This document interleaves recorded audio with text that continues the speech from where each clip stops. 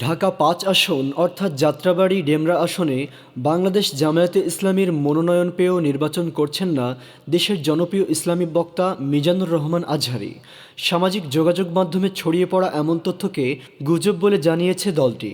গত ১৯শে নভেম্বর বুধবার বিকেলে বিষয়টি নিশ্চিত করেন জামায়াতে ইসলামের সহকারী সেক্রেটারি জেনারেল ও দলটির মিডিয়া বিভাগের প্রধান এহসান মাহবুব জুবায়ের। তিনি বলেন, জামায়াত থেকে মিজানুর রহমান আজহারীকে মনোনয়ন দেওয়ার খবরটি গুজব, এমনটি হওয়ার কোনো সম্ভাবনাও নেই।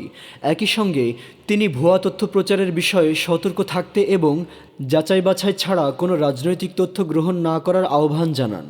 দুপুর থেকে সামাজিক যোগাযোগ মাধ্যমে প্রকাশিত বিভিন্ন পোস্ট ও অনানুষ্ঠানিক প্রচারের সূত্র ধরে অনেকেই বিষয়টিকে সত্য ধরে নিয়ে আজহারীকে অভিনন্দন জানাতে থাকেন।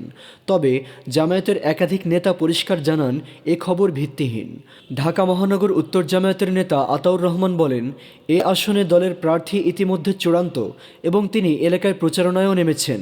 একইভাবে ঢাকা মহানগর দক্ষিণ জামায়াতের সহকারী প্রচার সম্পাদক আব্দুস সাত্তার সুমনও জানান, সামাজিক মাধ্যমে ছড়ানো তথ্যটি সঠিক নয়।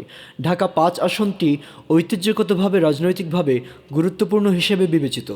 দলটির নীতি নির্ধারকেরা আসনটিতে প্রার্থী মনোনয়ন দেওয়ার বিষয়টি বিবেচনা করেছেন বলে জানা গেছে। এদিকে কামাল হোসেন নামে একজন প্রার্থী জামায়াতের হয়ে নির্বাচনী প্রচারণা চালিয়ে আসছেন। ত্রয়োদশ জাতীয় সংসদ নির্বাচনে বিএনপির মনোনীত প্রার্থী হিসেবে ঢাকা ৫ আসনে প্রতিদ্বন্দ্বিতা করবেন নবিউল্লাহ নবী।